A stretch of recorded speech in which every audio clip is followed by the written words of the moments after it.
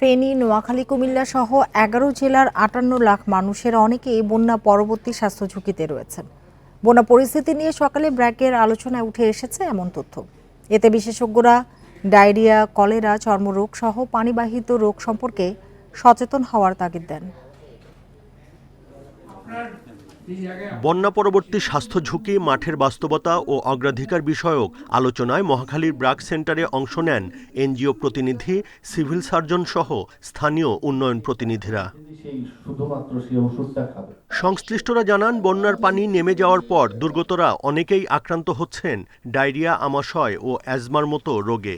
এছাড়া অনেক প্রত্যন্ত এলাকায় স্যালাইন ও পানি বিশুদ্ধকরণ ওষুধের সংকট রয়েছে। ফাঙ্গাল ইনফেকশন অনেক বেশি হচ্ছে এখন।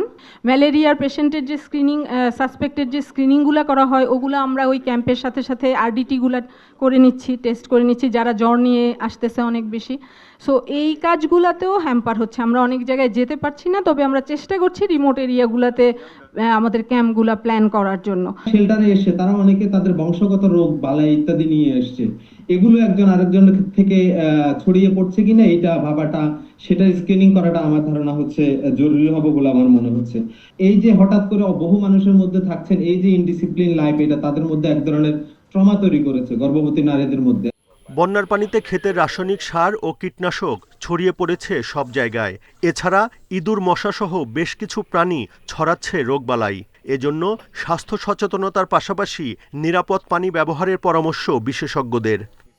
শরীরের ভিতরের ফাঙ্গাল ইনফেকশন হয়, ওগুলো নির্ণয় করা এবং চিকিৎসা করা একটু কঠিন হতে পারে। এখানে শুধুমাত্র যে জীবাণুবাহিত পানি সমস্যা তা না, এখানে কিন্তু কেমিক্যাল কন্টামিনেশন আছে বিভিন্ন ধরনের। আমাদের দেশে ব্যাপক আকারে ইনসেক্টিসাইড আমরা ব্যবহার করি। হ্যালোজেন ওই ট্যাবলেট ক্লোরিনেটেড পানি খেতেও ভুলে গেছিলাম, এখন ওটা খেতে হচ্ছে অনলি সেফ। সেটার জন্য নতুন করে সচেতনতা লাগবে অ্যাকচুয়ালি। দুর্গত এলাকাগুলোতে প্রশিক্ষিত স্বাস্থ্যকর্মীর সেবা, গর্ভবতী মায়ের চিকিৎসা সহ জেলা উপজেলার হাসপাতালে দ্রুত নিয়মিত স্বাস্থ্যসেবা চালুর তাগিদ বিশেষজ্ঞদের। Buddhadeb Kundu, independent news, Dhaka. বন্যা দুর্গত এলাকার পরিস্থিতি নিয়ে এবার কুমিল্লা ও নোয়াখালী থেকে যোগ দিয়েছেন সহকর্মীরা। শুরুতেই চলে যাচ্ছি কুমিল্লায়, সেখান থেকে জানাবেন সহকর্মী তানভীর খন্দকার। তানভীর খন্দকার, কুমিল্লায় কত সংখ্যক বাড়িঘর ক্ষতিগ্রস্ত হয়েছে? বানভাসী যারা আছেন তারা কি দাবি করছেন? আর যারা বানভাসী আছেন তাদের পুনর্বাসনে প্রশাসনের কোনো ব্যবস্থা কিছু জানিয়েছে কিনা?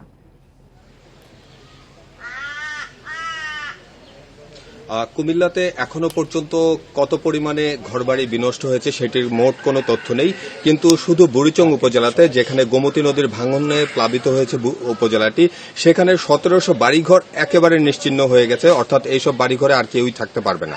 এছাড়াও প্রায় 4700 বাড়িঘরের লিস্ট তৈরি করেছে উপজেলা প্রশাসন, যেগুলো আসলে আংশিক ক্ষতিগ্রস্ত হয়েছে, কিন্তু সেখানেও এখনো মানুষজন উঠতে পারছে না। আমি এখন যে জায়গাটিতে আছি সেটি হচ্ছে গোমতী নদীর ভাঙনের যে মুখের এলাকাটি, সেটি হচ্ছে বুড়বুড়িয়া দক্ষিণ পাড়া গ্রাম। এই গ্রামের একটি ঘর যদি আমি একটু দেখাই, এটি হচ্ছে আব্দুল সালামের পরিবারের ঘর। এই ঘরটিতে তারা দুই ভাইয়ের মোট 11 জন বসবাস করতেন। ঘরটি একদম সম্পূর্ণ বিনষ্ট হয়ে গেছে। এখানে তাদের থাকার মতো আসলে কোনো উপায় নেই, কারণ ঘরের মাঝখানেই এখন আসলে কুয়া তৈরি হয়েছে। আর ঘরের যে জিনিসপত্র, আসবাবপত্র আছেন, সেগুলো তারা বের করে আসলে ঠিকঠাক করার চেষ্টা করছেন, কিন্তু এটি আর ঠিক হবে বলে তারা বলতে পারছেন না। আর তারা ছিলেন আশ্রয় কেন্দ্র থেকে কিন্তু তারা চলে এসেছেন এখন বাড়িতে, কিন্তু বাড়িতে এসে যেটি দেখছেন যে সেখানে আসলে থাকার মতো উপায় নেই। এখন তারা আরো বিপাকে পড়েছেন যে এখানে যেহেতু আশ্রয় কেন্দ্রগুলো আসলে বন্ধ করে দেওয়া হচ্ছে, সেখান থেকে যারা আসবেন তারা এখন বাড়িতে এসে যদি না থাকতে পারেন তাহলে কোথায় থাকবেন? আমরা দেখতে পাচ্ছি যে দূর দূরান্ত থেকে আসলে যারা সাধারণ মানুষকে সহায়তা করে আসছেন তারা কিন্তু ত্রাণ দিতে আসছেন। যেমন এই বুড়বুড়িয়া গ্রামেই ব্রাহ্মণবাড়িয়া থেকে একটি দল এসেছে, তারা মূলত যুব দলের সদস্য, তারা কিন্তু এই দুর্গত এলাকায় ত্রাণ দিতে এসেছে। এরকম সাহায্য সহায়তা নিয়ে কিন্তু এই এলাকাটিতে মানুষজন থাকছে। আর এই এলাকার ক্ষয়ক্ষতির চিত্র যদি আরেকটু দেখাতে চাই, এই এলাকার রাস্তাটিকে মনে হতে পারে যে এটি কোনো একটি যুদ্ধ বিধ্বস্ত এলাকা, যে এখানে যে রাস্তাটি সেটি কিন্তু এখন খালে পরিণত হয়েছে, কিন্তু এই রাস্তাতেই একসময় মূলত এই গ্রামের লোকজন যাতায়াত করত, আর এই রাস্তাটি একেবারে ভাসিয়ে নিয়ে গেছে, যেখানে আসলে চলাচলের কোনো উপায় নেই। সাধারণ মানুষ কিন্তু দাবি করছে যে আগে যদি রাস্তাঘাটগুলো ঠিক করে দেওয়া যায় তাহলে কিন্তু এখানকার মানুষজন যে কারো সহায়তা নিয়ে কিন্তু তারা মাথা গোঁজার ঠাইটুকু ঠিক করে আসলে উঠতে পারত, কিন্তু সেই ব্যবস্থাটি যেহেতু এখন নেই সেটি আর করা যাচ্ছে না। তবে প্রশাসনের কাছে তারা দাবি যেটি জানিয়েছেন যে দ্রুত ত্রাণ ও পুনর্বাসন মন্ত্রণালয়ের যেসব কার্যক্রম সেটি যদি বেশি দুর্গত এলাকাগুলোর মধ্যে শুরু করা যায় তাহলে কিন্তু যারা বানভাসী মানুষ আসলে নিঃস্ব হয়েছেন তারা কিন্তু উপকৃত হবেন, না হলে কিন্তু তাদের যে ভোগান্তি সেটি কিন্তু বাড়তেই থাকবে, কারণ তারা আসলে এই জায়গা ছেড়ে যাওয়ার কোনো উপায় নেই। আর আমরা ত্রাণ ও পুনর্বাসন কর্মকর্তার সাথে কথা বলেছিলাম, তিনি আমাদেরকে যেটি জানিয়েছেন যে আসলে সরকারি এবং দাতা সংস্থার যেসব ডোনেশন আসলে আসছে এইসব এলাকায় তারা আসলে তালিকা তৈরি করছেন। তালিকা তৈরির মাধ্যমে আসলে সাধারণ মানুষকে চিহ্নিত করা হবে যে তারা সবচেয়ে বেশি ক্ষতিগ্রস্ত, আংশিক ক্ষতিগ্রস্ত এবং যাদের সাহায্য প্রয়োজন তাদের মাধ্যমে তারপর তারা আসলে সেই কাজ শুরু করবেন। তবে সেই কাজটি আসলে কবে থেকে শুরু হবে সেটি কিন্তু বোঝার কোনো উপায় নেই। আর সাধারণ মানুষ বারবার বলছে যে তাদের আসলে এই মুহূর্তে সহযোগিতা দরকার, তাদের আসলে এই মুহূর্তে খাবার দরকার, তাদের যোগাযোগ ব্যবস্থা দরকার, কারণ এইসব মানুষজন কিন্তু গত 14 দিন যাবৎ এখানে নিঃস্ব অবস্থায় পড়ে আছে এবং এখান থেকে তারা কোথাও যেতেও পারছে না। যোগাযোগ ব্যবস্থা নিশ্চিহ্ন হয়ে যাওয়ার কারণে তারা এই গ্রাম থেকেও বের হতে পারছে না। তো পুরো বুড়িচং উপজেলার চিত্র কিন্তু প্রায় একই রকম। অন্যদিকে ব্রাহ্মণপাড়া এবং দেবিদ্বারের যে বন্যা পরিস্থিতি সেটিও কিন্তু আরো খারাপ অবস্থা, কারণ সেখানে আরো দীর্ঘদিন পানি থেমে থাকবে বলে আমরা স্থানীয়দের কাছ থেকে জানতে পেরেছি। আর যতদিন পানি এভাবে জমে থাকবে আসলে সেখানে কিন্তু দুর্গতদের অবস্থা আরো খারাপ হতে থাকবে। অন্যদিকে আমরা 14 গ্রাম নাঙ্গলকোটের কথা যদি একটু বলি, সেখানে 15 দিনেরও বেশি সময় কিন্তু বন্যার পানি জমে আছে, যে কারণে সেখানে কিন্তু রোগবালাই ছড়াচ্ছে।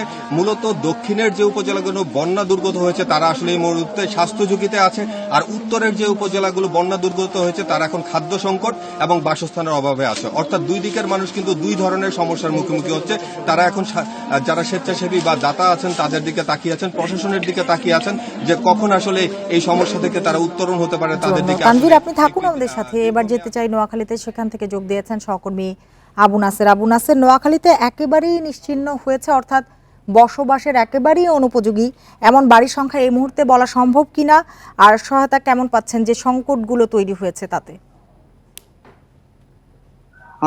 এমন পরিসংখ্যান আসলে জেলা ত্রাণ ও পুনর্বাসন অফিস থেকে দেওয়া হয়ে থাকে। গত 3 দিন থেকে এই সংক্রান্ত প্রতিবেদনের জন্য আমরা ত্রাণ ও পুনর্বাসন অফিসের সাথে যোগাযোগ করছিলাম। তারা বলছিলেন গত 3 দিন থেকে যে এখনই তারা আসলে পানিবন্দী মানুষ এবং আশ্রয় কেন্দ্রে কত মানুষ সেই হিসেব নিয়ে ব্যস্ত।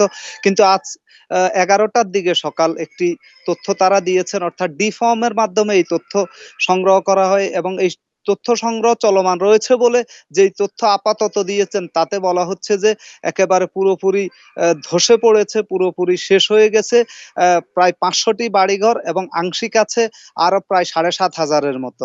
আমি যদি আমার পাশে দেখাই, এখানে এটি কিন্তু জেলা শহরেরই একটি জায়গা, লক্ষ্মীনারায়ণপুর এলাকা বলা হয়, লক্ষ্মীনারায়ণপুর গ্রাম। এখানে এখনো কিন্তু অসংখ্য বাড়িঘর পানির নিচে একেবারে তলিয়ে আছে।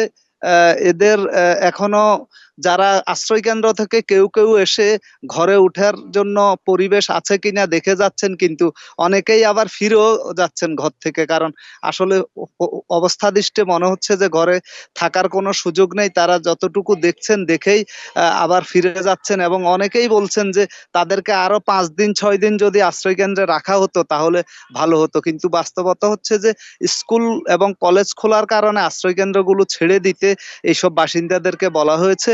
এ কারণে তারা আসলে নিরুপায় হয়ে পানির মধ্যে অনেকে ঘর বাড়িতে উঠার চেষ্টা করছেন। টিউবওয়েল দেখা যাচ্ছে, এই টিউবওয়েলটি কিন্তু নিমজ্জিত হয়ে আছে অনেকটা, এখন অনিরাপদ পানি। শৌচাগারের অবস্থা খুবই খারাপ, শৌচাগার গুলো যাওয়ার মতো, এবং তাদের এই যে গবাদি যে হাঁস মুরগি রাখার যে খোয়ার রয়েছে সেটিও একেবারে নিমজ্জিত হয়ে আছে। সব মিলিয়ে আসলে বসবাসের অনুপযোগী অসংখ্য বাড়িঘর রয়েছে এবং যতই পানি নামছে, এবং জেলা ত্রাণ ও পুনর্বাসন অফিস থেকেও এমনটি বলা হয়েছে, যতই পানি নামবে ততই আসলে কি পরিমাণ বাড়িঘর বিধ্বস্ত হবে সেটি নিশ্চিত হওয়া যাবে। কারণ পানি থাকলে এক অবস্থা, পানি নেমে গেলে পাশের পানি নেমে গেলে ঘর বাড়ি সাধারণত আরো বিধ্বস্ত হয়ে পড়ে, বিশেষ করে কাঁচা ঘর বাড়ির ক্ষেত্রে এটি অনেক বেশি বাস্তবতা। কিন্তু এই পরিস্থিতিতে যারা ঘর বাড়িতে এসছেন বা যারা এখনো আশ্রয় কেন্দ্রে রয়েছেন তারা চরম উদ্বেগ উৎকণ্ঠার মধ্যে রয়েছেন। ঘরের পাশের পানি নেমে গেলেই ঘরগুলো ধসে পড়তে পারে বলে আশঙ্কা, এবং এই গ্রামে অসংখ্য ঘর দেখা যাচ্ছে যেগুলো ঝুলে আছে, যেগুলো কাত হয়ে আছে, যে কোনো সময় এগুলো ধসে পড়ার সম্ভাবনা রয়েছে। এ ঝুঁকিপূর্ণ হচ্ছে আমার অবস্থায় কাছে তারা এখানকার রয়েছেন। সর্বশেষ। বন্যা দুর্গত এলাকার পরিস্থিতি জানাচ্ছিলেন সহকর্মীরা।